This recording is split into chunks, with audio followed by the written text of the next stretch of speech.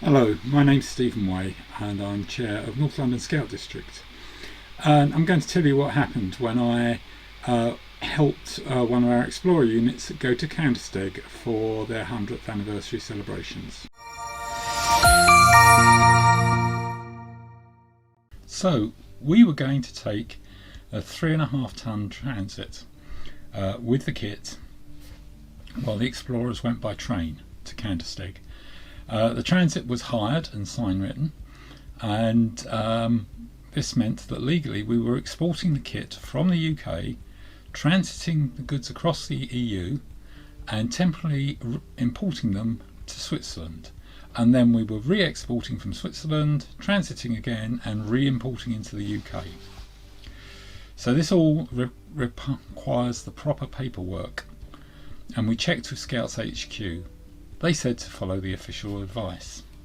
So we looked it up, and the official advice says that the rules apply to us because we're 3.5 ton, and you need a transport manager because we were told we came under hire or reward.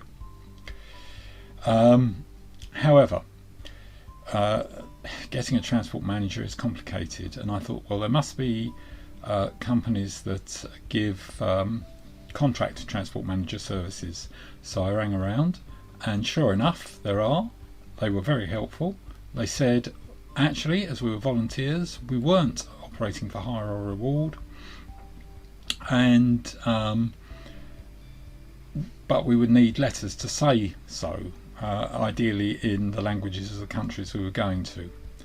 They also said to contact the Chamber of Commerce to sort out the carnet. So, being North London Scout District, I signed us up to the London Chamber of Commerce, and they were very helpful. They said we needed an ATA carnet and goods movement references, and their help desk knew all about this and what we needed to do.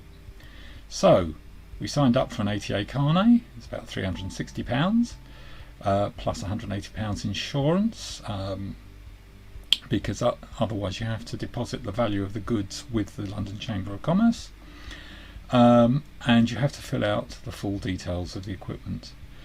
Here you can see what we needed to fill out: the item description, the number of pieces, the weight, the volume, weight or volume, and the price.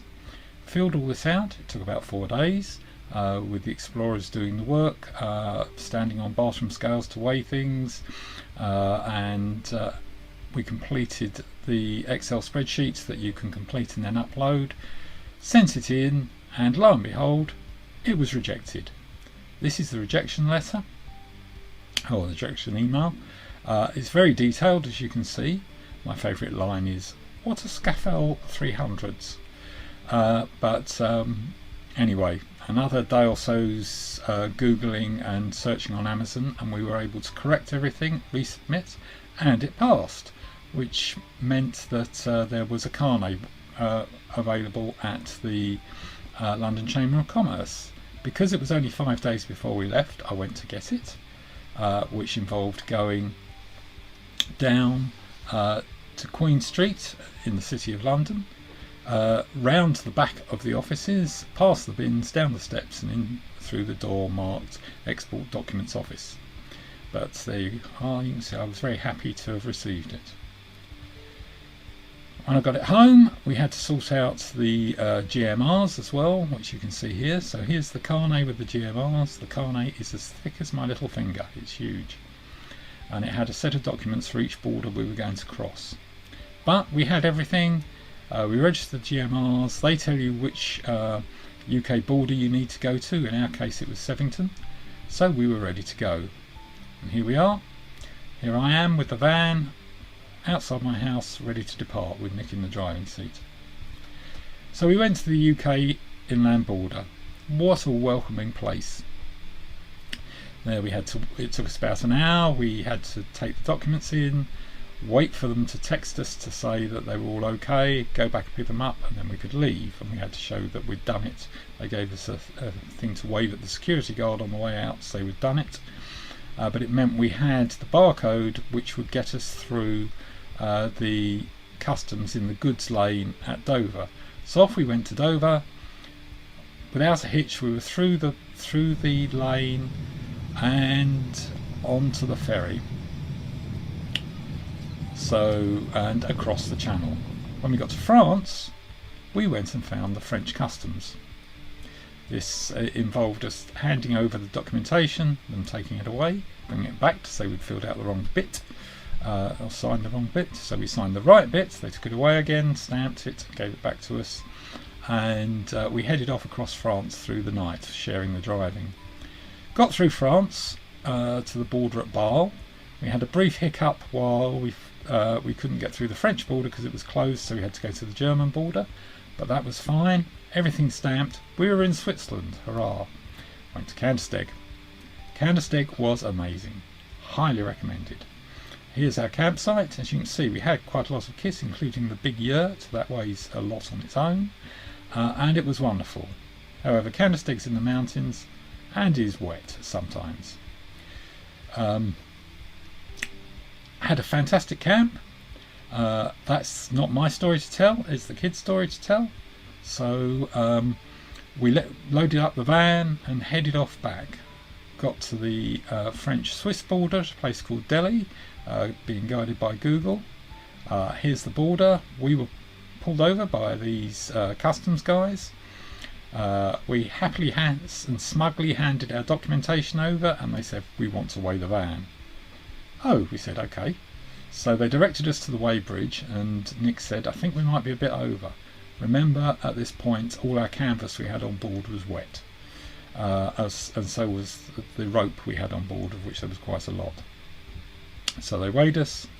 Indeed, we were a couple of 100 kilos overweight, but they said, okay, we'll fine you. So we had to go through a lot of paperwork, or Nick did as the driver, to deal with being fined for being overweight. We said, should we offload it? They said, no, we don't want it. You're France's problem now. So we said, okay then. Headed off across France to Dunkirk. Got to Dunkirk, and we got there for an earlier ferry than we were booked on, about 6 hours earlier, which was great.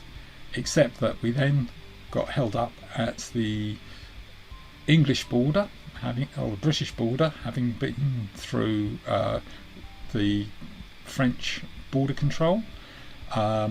They took one look at the van and decided they were going to look more closely, get a sniffer dog, and that took so long that we missed the ferry.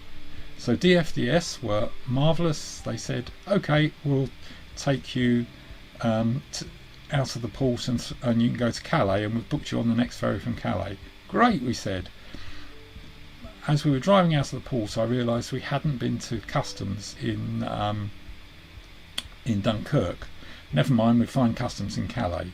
So got to Calais, had a brief issue while they looked at the passports and said, you've already left France today, and we explained what had happened, and they ummed and ahed and then stamped the passports again. So my passport now shows I left France twice on the same day. We went to got on the ferry and went to get on the ferry, discovered that there were no customs offices open. So we decided then we'd probably be alright. Note the probably. Having decided we're probably alright, we got to stop 24, which is the UK border on the M20 at the services on the way back. Got everything stamped. I explained that we couldn't find an open customs in France. He said, well, you'll probably get a letter, but it'll be fine. So we said, okay, headed back to Scout Park to offload the gear. Getting back about midnight. So we were back in Blighty. Now, the points I'd like to make are that we are scouts. We're expected to follow the rules. Scouts are to be trusted.